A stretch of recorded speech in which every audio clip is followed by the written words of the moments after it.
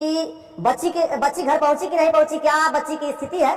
तो मैं इससे बच्ची के लिए मिलने आया, क्योंकि मैं सभी के कमेंट का जवाब नहीं दे सकता हूं, इसलिए कि वीडियो ज्यादा वायरल है और जो है मैसेज ज्यादा है, तो उसके लिए मैं माफी चाहता हूं कि सब लोगों का मैं जवाब नहीं दे सकता हूं। लेकिन मेरी बेटी सेफ है और बेटी के मैं पास हूं और ये इसका परिवार है। अब सवाल लोग कर रहे थे कि आखिर बच्ची मेले में गई कैसे और किस वजह से, जो है उस साधु के क्या वजह थी साधु के पास जाने की, और साधु के चंगुल में ये बच्ची फंसी कैसे। तो मैं फिलहाल इससे बात करता हूँ। इसकी मानसिक स्थिति उस समय ठीक नहीं थी, अब इसकी मानसिक स्थिति ठीक है। मैं आया हूँ, पहले इससे बात किया हूँ, तो इससे मैं बात करता हूँ कि मामला क्या था और किस वजह से जो है ये बच्ची उस साधु के चक्कर में फंस गई और इतना बड़ा मामला। लोग देख रहे पूछना चाहते हैं कि उस दिन क्या हुआ था, इस अपने भदोही से अपने घर से कैसे गई थी वहाँ कुंभ मेले में, किसके साथ गई थी, क्या हुआ था, किसके साथ गई थी?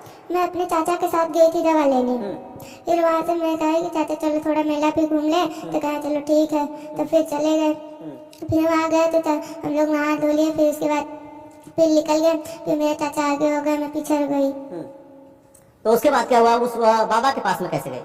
तो मैं एक दुकान पे रुकी, तो वहाँ पे पत्थर अच्छा लग रहा था, तो वही लेने सोची, तो वही बाबा खड़ा था और मेरे पास पैसा नहीं था, तो मैं चली जाने लगी। तो कह रहा पत्थर लोग क्या, मैंने कहा नहीं लूंगी। फिर इसने वो कहा कि दाना खाओगे, मैंने कहा नहीं खाऊंगी।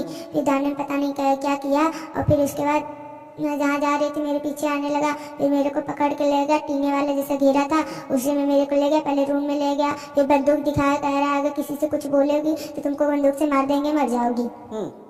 तो जो जब हमसे तुमसे बात हो रही थी, तुम रो रही थी, डर रही थी, तो उसी डर के वजह से ये सब बातें बोल रही थी। वहाँ तो बोल रही थी कि हम अपने मन से आए हैं, ये गुरुजी हमारे घर गए थे, हमको लेके आए हैं। तो वो सब जो बात बोल रही थी वो क्या मामला था?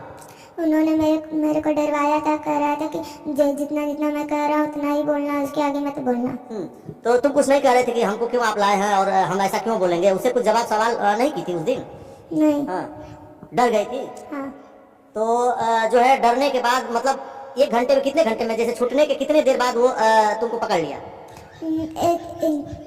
11 बजे रात छूट गया था। फिर उसके बाद मैं दूर रही थी अपने चाचा को, फिर एक दुकान पे पत्थर दिखा तो वही लेने का सोची, तो ऐसा हो गया। अच्छा, कुछ खिलाया उलाया भी था? कैसे मतलब उसके तुम जो वो बोल रहा था, वो बच्ची बोल रही थी, उस जो है ढोंगी की जब इसके नजर से नजर मिल रही थी, तो ये उसकी भाषा बोलने लग रही थी एकदम सेम जो वो, मतलब अब हमको लग रहा है जो बुलवाना चाहता था वही बच्ची बोलती थी। तो तुम ऐसे कैसे हो जाता था कि उसकी बात, हम तो बार बार कह रहे थे कि बच्ची को कोई बात है बेटा तो बताओ, हम घर छुड़वाएंगे, कोई दिक्कत है, समस्या है, डरो मत, हम है। उसके बावजूद भी ये बच्ची बीच बीच में वो हमको डिस्टर्ब भी कर रहा था। तो आखिर क्या वजह थी, मतलब कैसे उसकी भाषा तुम बोलने लग रही थी?